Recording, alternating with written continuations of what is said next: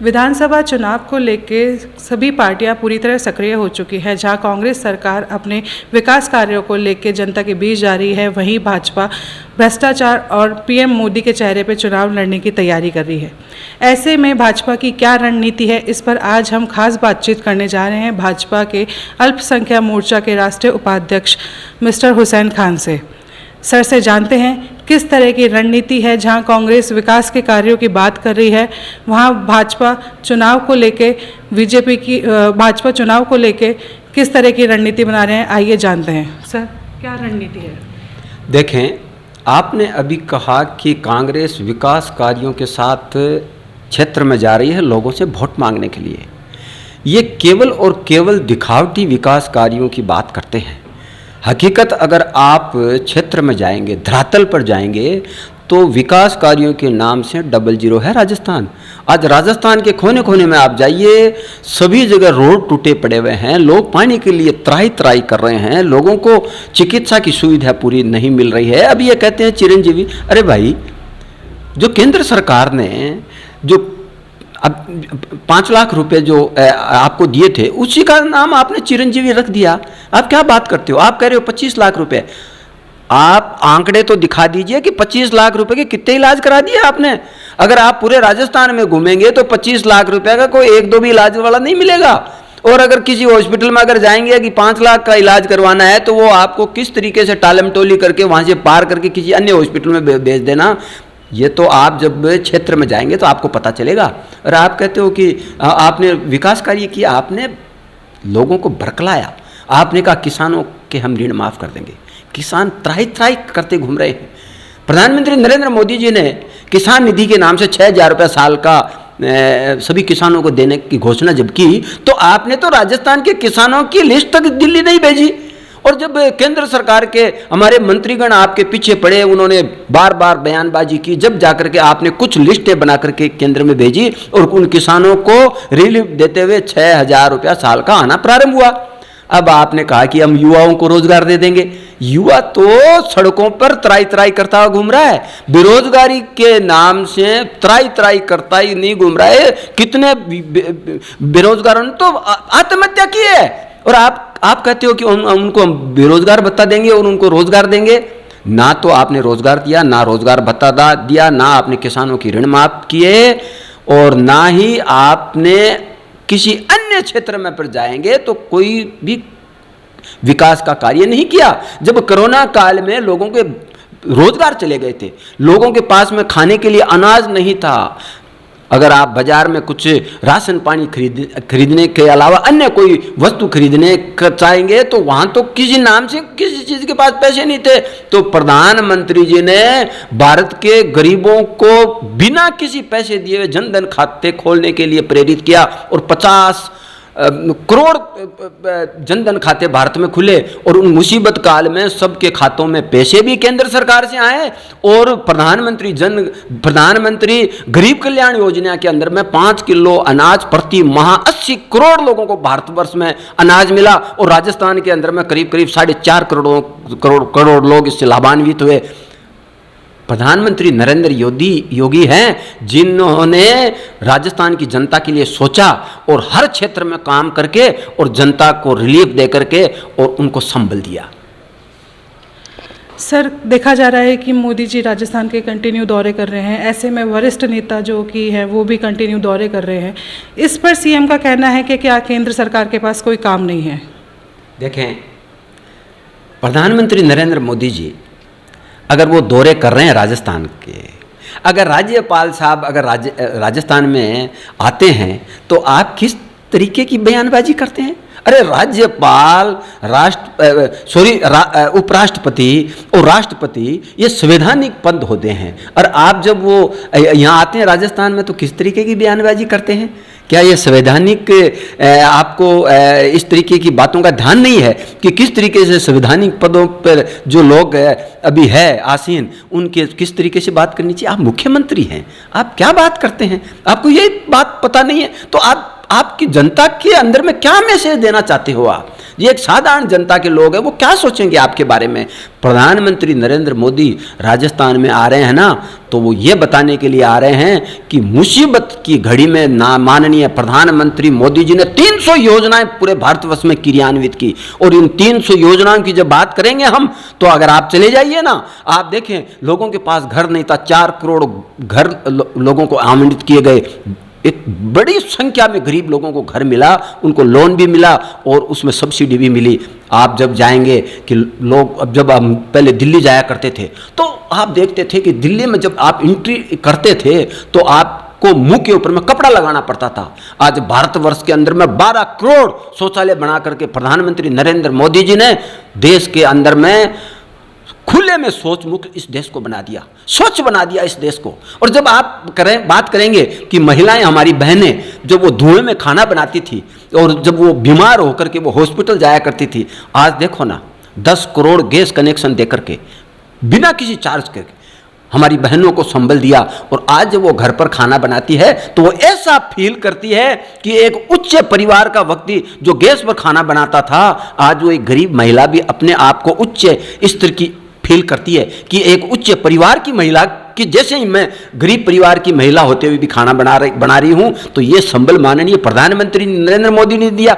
और जब आप जाएंगे मुद्रा योन, 35 करोड़ से ज़्यादा लोगों को लाभान्वित हुए। और जब एक ठेले वाला हुआ करता था, एक छोटा खोमचे वाला हुआ करता था, एक छोटा आदमी एक साइकिल की दुकान खोलने वाला हुआ करता था, पान की दुकान खोलने वाला, उनके पास में बिना पैसे के वो छोटे व्यापार धंधे प्रारंभ नहीं कर सकते थे।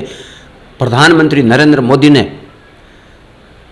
छोटे से छोटे व्यक्ति को बिना किसी गारंटी के ऋण दिया और 35 करोड़ लोगों से ज़्यादा लोग उसमें लाभान्वित हुए। तो क्या प्रधानमंत्री नरेंद्र मोदी जी का दायित्व नहीं बनता है कि उनके बीच में जाएं? वो इंतजार करते हैं प्रधानमंत्री नरेंद्र मोदी जी का कि वो ऐसा व्यक्ति जो इस देश की कमान जिसने संभाल रखी है, हम उनसे मिलना चाहते हैं। वो एक्साइटेड रहते हैं, प्रधानमंत्री नरेंद्र मोदी जी को देखना चाहते हैं, वो उनको सुनना चाहते हैं और उनका आगे आने वाले दिनों में क्या विजन है उसको भी वो देख करके और अपने आप में अच्छा फील करते हैं। माननीय नरेंद्र मोदी थे जिन्होंने देश के अंदर में 3 तलाक का कानून बना करके, जब एक महिला हुआ करती थी, एक आदमी वक्त बैठे बैठे एक फोन व्हाट्सएप कर दिया करता था, SMS कर दिया करता था और फोन पर यह कह दिया करता था तलाक तलाक तलाक, और उसकी जिंदगी जो है रोड पर आ जाया करती थी। आज देश के अंदर में इस कानून को बनाने के बाद में केवल 15 से 20% केस ही रह गए, यानी 80% महिलाएं जो तलाक के कारण रोड पर आ जाया करती थी, उनकी जिंदगी खत्म हो जाया करती थी, आज उनको संबल मिला है। और वो एहसानमंद है माननीय प्रधानमंत्री नरेंद्र मोदी जी के। वो चाहती है कि मैं नरेंद्र मोदी जी को देखूं, उनको सुनूं, ऐसे व्यक्ति को जिन्होंने हमारी जिंदगी को संबल दिया, जिंदगी को बना दिया, हमारे परिवार को बनाए रखा। तो आप ये प्रधानमंत्री नरेंद्र मोदी जी के राजस्थान पर आने के प्रश्न चिन्ह खड़ा कर सकते हो, क्योंकि आपका जो मकसद है वो राजनीतिक है। लेकिन माननीय प्रधानमंत्री जी राजस्थान की जनता के हृदय में बसते हैं और हृदय में जो व्यक्ति बसता है उसको सब देखना चाहते हैं, सुनना चाहते हैं। और जब वो उनको सुनते हैं तो उनके दिल में उनके प्रति जो ठंडक पहुंचती है वो देखते ही बनती है। सर, एक सवाल कि 2018 के चुनाव में एक ही मुस्लिम नेता को टिकट मिला था, तो क्या इस बार कई वरिष्ठ मुस्लिम नेता का नाम सामने आ रहा है? क्या कुछ जानकारी देंगे? देखो, भारतीय जनता पार्टी ने लगातार राजस्थान के अंदर में मुस्लिम कैंडिडेट को पहले भी टिकट दिए हैं। जहाँ जहाँ जिताऊ कैंडिडेट हो सकते हैं वहाँ टिकट पहले दिए हैं, और अगर टिकट कम भी दिए हैं तो साथ साथ मंत्री बनाए हैं। यानी मैं आपको बताऊं कि कांग्रेस सरकार ने टिकट भी दिए, कुछ कैंडिडेट जीते भी, लेकिन उनके पास में पावर नाम की कोई चीज़ नहीं है। उनके पास में अगर कोई वो विधायक या मंत्री अगर किसी को बना दिया, कैबिनेट मंत्री किसी को बना दिया, और वो कैबिनेट मंत्री के पास में अल्पसंख्यक समाज के लोग कोई काम लेकर के जाते हैं तो उनकी कोई सुनता नहीं है। हमारी जब भारतीय जनता पार्टी की सरकार थी माननीय वसुंधरा राजे जी के नेतृत्व में, तो 6 राज्य मंत्री बनाए, एक कैबिनेट मंत्री बनाया था जो सेकंड नंबर का व्यक्ति माना जाता था, पावरफुल व्यक्ति राजस्थान के अंदर में। तो ऐसा जो काम है वो भारतीय जनता पार्टी ही कर सकती है। भारतीय जनता पार्टी ने कभी भी नहीं देखा कि राजस्थान की कौन किन किन लोगों ने हमें वोट दिया, किन किन लोगों ने वोट नहीं दिया। राजस्थान के अंदर में भारतीय जनता पार्टी की सरकार जब भी बनी, प्रत्येक नागरिक हित की बात सोची, चाहे वो अल्पसंख्यक हो, चाहे वो बहुसंख्यक हो। किसी ने अगर वोट दिया है तो ठीक है, और किसी ने वोट नहीं दिया है तो ठीक है। और जितने भी विकास कार्य अगर हुए अल्पसंख्यक समाज के, वो भारतीय जनता पार्टी के राज में ही हुए हैं। हम ये कहते हैं कि आपने टिकट तो शायद 10 दे दिए होंगे और आपके एमएलए भी शायद 8 जीत गए होंगे, लेकिन उनके पास में कोई पावर नाम की चीज नहीं होती है। उनके पास में विकास कार्य करने के लिए बजट नहीं होता है। वो जब किसी अफसर को, आईएएस को या किसी एसपी को फोन करते हैं तो वो उनकी सुनते नहीं है। तो क्या इस टाइप के विधायक और मंत्री आपको चाहिए? भारतीय जनता पार्टी के चाहे विधायक कोई सी भी जाति, धर्म और संप्रदाय के होंगे, लेकिन वो सुनते सबकी है। जो पिछली जब सरकार थी तो हमारे यहाँ पर पूरे 5 साल तक जन सुनवाई भारतीय जनता पार्टी कार्यालय में हुई थी, और मेरा नाम हुसैन खान है। मैं उस जन सुनवाई का व्यवस्था प्रबंधक था। जब राजस्थान के कोने कोने से जब अल्पसंख्यक समाज के जो हमारे कार्यकर्ता आते थे, जब जनरल लोग भी आते थे, तो उनकी सुनवाई में कहीं कोई कोताही नहीं हुआ करती थी। कभी भी हमारे मंत्री ये नहीं देखते थे कि ये व्यक्ति चूंकि अल्पसंख्यक समाज का, इसलिए इसका काम नहीं होना चाहिए। मैं ये कहता हूं सबको बराबर तरीके से ट्रीट किया जाता था, सबकी सुनवाई होकर के सबके काम भी हुआ करते थे। तो हम ये मान के चलते हैं कि भारतीय जनता पार्टी की सरकार कभी भी जाति, संप्रदाय, क्षेत्र नहीं देखती। जो भी हमारे विधायक या मंत्री बनते हैं वो राजस्थान के सभी 7.5 करोड़ लोगों की समस्याओं को सुनते हैं और उनका समाधान भी करते हैं। सर, जैसा कि आज चित्तौड़गढ़ में पीएम मोदी की दौरा है, उस दौरान वो शिलान्यास की बात कर रहे हैं, तो ऐसे में कांग्रेस सरकार, सीएम का कहना है कि क्या ये चुनाव आते ही ये सब चीज़ें याद आती हैं? देखें, राजस्थान के अंदर में शिलान्यास जब केंद्र सरकार के कार्य होते हैं तो लगातार एक सतत प्रक्रिया है। हमारे को अगर सबसे तेज ट्रेन मिली ना, वंदे भारत, तो प्रधानमंत्री जी ने उसका शिलान्यास किया। तो वो क्या उसको राजनीतिक रूप देंगे आप? और जब बिशुलपुर का पानी अगर राजस्थान में आया ना, तो वो भारतीय जनता पार्टी की देन है। और आने वाले दिनों में अगर नदियों को जोड़ करके और राजस्थान के पूर्व क्षेत्रों के अंदर में अगर पानी की व्यवस्था अगर होगी तो वो भारतीय जनता पार्टी की सरकार ही करने वाली है। तो ये शिलान्यास या अगर कोई उद्घाटन है, ये तो एक सतत प्रक्रिया है। इसको कल इन्होंने, अशोक गहलोत जी ने कहा कि हम पर्यटक के हम कुछ जो सेक्टर है वहाँ पर हमारे जो हम उनके जो है वो उद्घाटन करेंगे, और उन्होंने किए भी। और उन्होंने उद्घाटन कैसे किया आपको पता है? जो कार्य 50 लाख के होंगे, 25 लाख के होंगे, 10 लाख के होंगे, यानी ये छोटे छोटे काम है। ये तो एक सतत प्रक्रिया होती है मेंटेनेंस के। यानी कोई 5 बिल्डिंग बनी हुई है और उसके मेंटेनेंस के अंदर में अगर आपने 5 लाख या 10 लाख रुपए लगा दिए, उसका भी आप कल उद्घाटन कर रहे थे। तो आप ऐसे ऐसे जो 5-5 लाख के उद्घाटन करने में तुले हुए हैं, लेकिन प्रधानमंत्री नरेंद्र मोदी जी जब 1000 करोड़, 2000 करोड़, 3000 करोड़ के कामों का शिलान्यास करके और एक बड़ी सौगात राजस्थान के लोगों को देते हैं, तो आप उस पर प्रसन्न चिन्ह खड़ा करते हैं।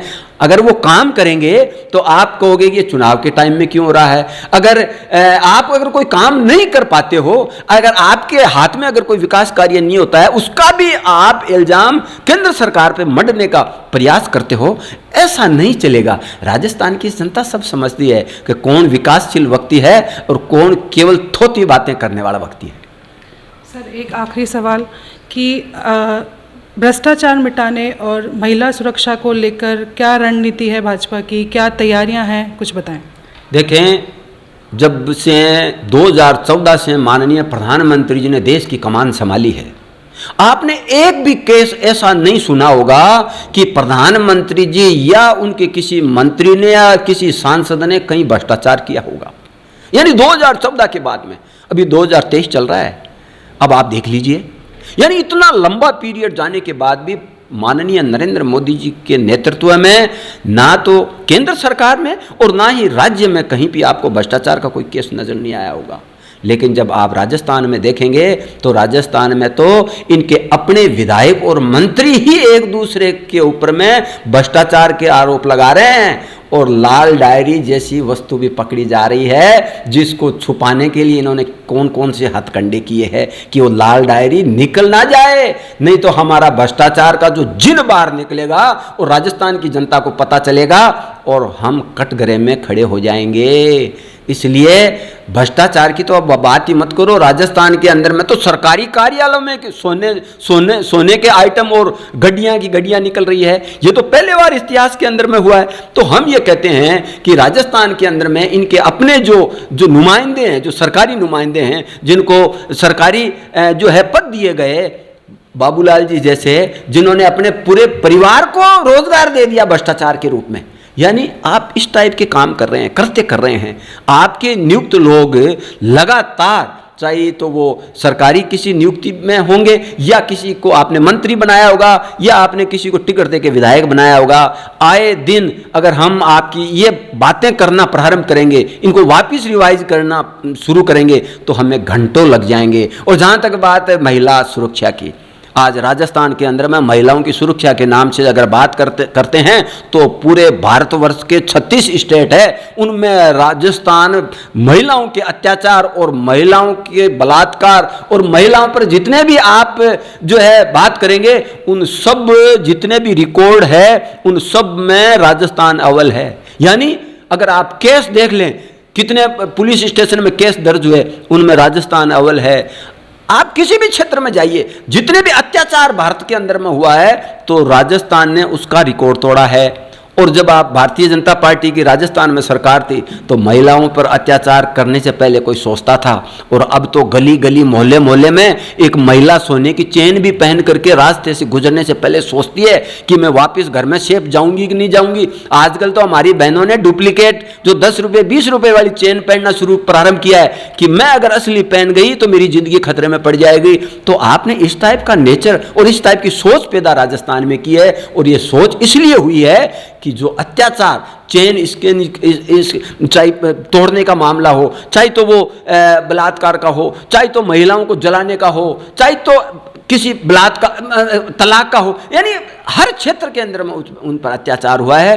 और जब माननीय नरेंद्र मोदी जी की बात करते हैं, वो ऐसे व्यक्ति है जिन्होंने महिलाओं को पूरा अधिकार दे करके और उनका रिजर्वेशन सुनिश्चित किया है कि आने वाले दिनों के अंदर में महिलाएं पुरुषों के बराबर आकर के खड़ी होगी, और हर क्षेत्र में उनको जब रिजर्वेशन मिलेगा तो उनके अधिकार बढ़ेंगे और उनके हाथ में पावर भी आएगी। और जब पावर की कुंजी अगर किसी के पास में होती है तो सब उससे भयभीत होते हैं और महिलाओं पर अत्याचार करने से भी डरते हैं। इसलिए बराबर की अगर बात करेंगे, महिलाओं को बराबर का अधिकार मिले, इसकी अगर सोच की अगर बात करेंगे तो यह विजन केवल और केवल माननीय नरेंद्र मोदी जी का ही है, किसी अन्य का देश में नहीं हो सकता।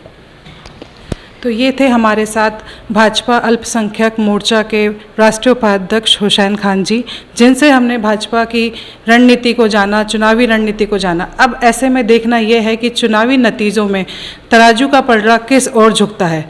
मैं शिवानी शर्मा सिकची, कैमरामैन कुलदीप के साथ नवतेज टीवी जयपुर। देश और दुनिया की हर बड़ी खबर के लिए सब्सक्राइब करें नवतेज टीवी और पल पल के अपडेट्स के लिए बेल आइकन को दबाना ना भूलें, क्योंकि आपकी खबरों का भरोसेमंद साथी है नवतेज टीवी।